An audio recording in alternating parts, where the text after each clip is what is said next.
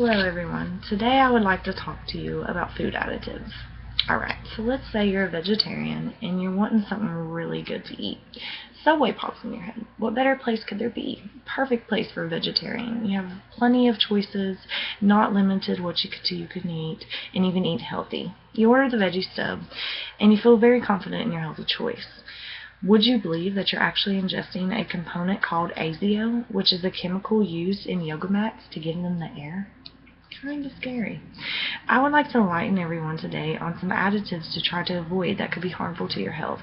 We will go through the history while also pointing out a couple that could be harmful to your health that you may have no idea about. We will also go through some solutions to keep you from being affected from these food additives. Food additives have become more and more common throughout the years as processed foods have become more appeasing to the consumers, us. The problem is, simply put, our generation is becoming lazy in every aspect of life. Today we are going to focus on the food aspect. According to Michael Jacobson, the head of the Center of Science in the Public Interest, he stated, "Most food additives are safe, some should be better tested, and several pose risk." This was a statement that I read while researching on this issue. I don't know about you, but it doesn't make me feel very confident in these food additives. Part of the problem with food additives is the process in which they are classified to be okay.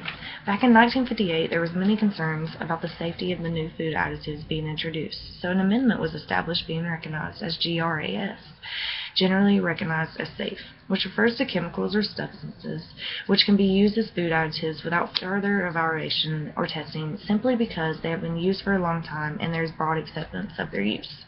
The idea here was to create a pre-market approval system, which in a sense was a success, definitely back in 1958 when there was only 300 additives being added to people's food. Unfortunately, in today's time, it is over 10,000 food additives being added to our food. By putting this amendment into effect, we have allowed companies to go off and do their own sciences to determine if an ingredient is safe without ever revealing to the people or the FDA of their doings. I read an interview with Amelia Leonardo, the Vice President of Consumer Product Safety at the Grocery Manufacturers Association, and I found it interesting that when Leonardo was confronted on the issue of companies making their own secret determination that something is safe without consulting with the FDA, she simply stated, "There's nothing secret about it. Once an ingredient enters the food supply, it is placed on the label."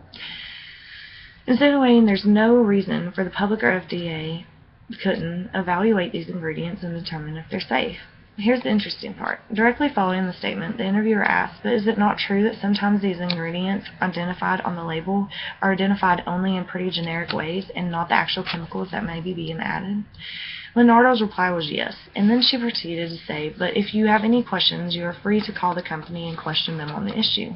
Very convenient answer when you know the average American does not have the time to call each and every company to find out whether or not every single ingredient is in detail on the label. As you can see, there's many controversial issues when it comes to food additives. Next, I would like to go into detail on some of the items that we should be avoiding if possible.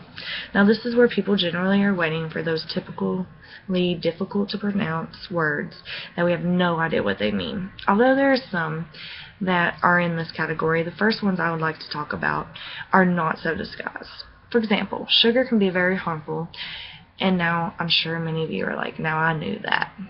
But did you know a study in neurology found that the higher the person's blood sugar, the worse he or she performed on memory tasks? This is because the high blood sugar damages blood vessels in the brain and also constricts the flow of nutrients to the brain.